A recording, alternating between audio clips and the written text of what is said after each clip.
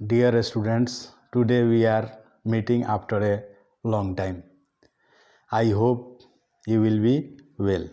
Today I am going to teach you the structure. It is time, it is high time and it is time plus subject plus V2. इसका मतलब होता है ने का समय हो गया है। तो जैसे ने का समय हो गया है या ने का समय बहुत जल्दीबाजी में अगर हम लोग हैं तो उस पीरियड में हम लोग इट इज़ हाई टाइम का प्रयोग करते हैं। अब देखिए आप लोग एक एक करके इस पर एग्जाम्पल लेते हैं। इसका हिंदी हो गया जैसे कि ने का समय है, जैसे खेलने का समय है, पढ़ने का समय है, स्कूल जाने का समय है या बस का इंतज़ार करने का समय है। अब इसमें हम लोग क्या करते हैं, जैसे कि ये सिंपल आपका है कि it is time to go to school.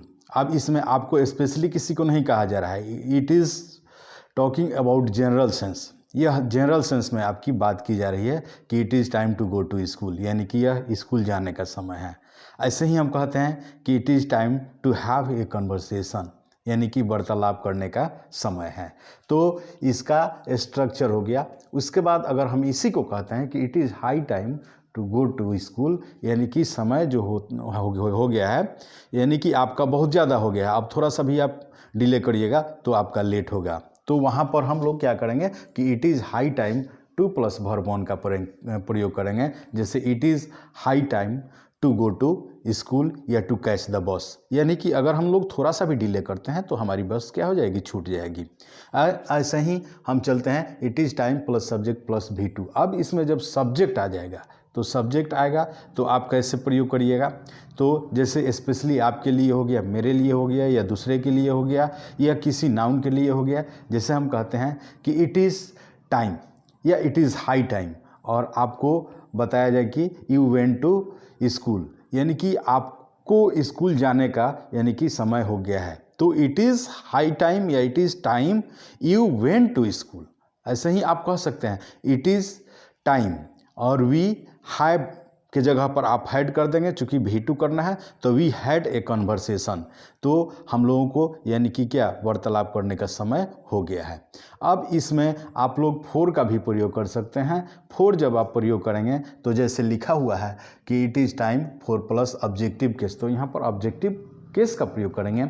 जैसे it is time for us, for us objective case us हो गया और तब करेंगे कि टू गो टू स्कूल या टू गो टू कॉलेज। तो इस पर हम लोग एक दो एग्जाम्पल लेते हैं।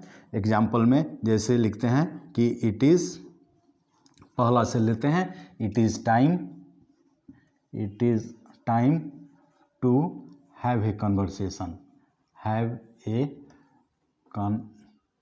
कन्वर्सेशन, यानी कि वार्तालाप करने का समय हो गया है। ऐसे ही आप कह सकते हैं कि it is high time, it is high time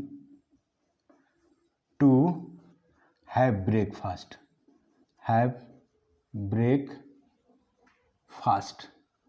यानी कि नाश्ता करने का समय हो गया है।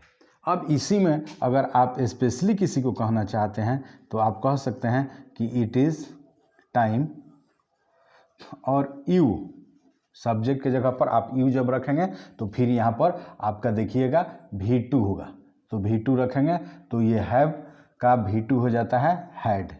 तो it is time you had क्या, breakfast, breakfast.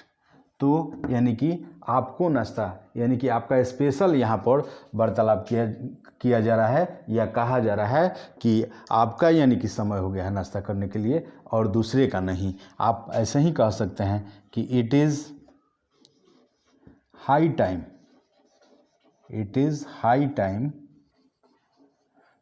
We went to school, हम लोगों को यानी कि स्कूल जाने का क्या हो गया है, समय हो गया है। अब इसको वी के जगह पर instead of we you can also use, यानी कि ये आप स्ट्रक्चर ले सकते हैं फोर वाला कि it is high time, it is high time और आप क्या लेंगे, वी के जगह पर, यानी कि जब फोर आप लगाएंगे तो फोर लगाएंगे तो अस हो जाएगा और तब क्या हो जाएगा, वेंट नहीं होगा, यानी कि it is high time for अस, और तब हो जाएगा आपका टू यहाँ पर लिखा होगा, और तब गो हो जाएगा गो टू स्कूल। तो ये हो गया आपका इट इज़ टाइम।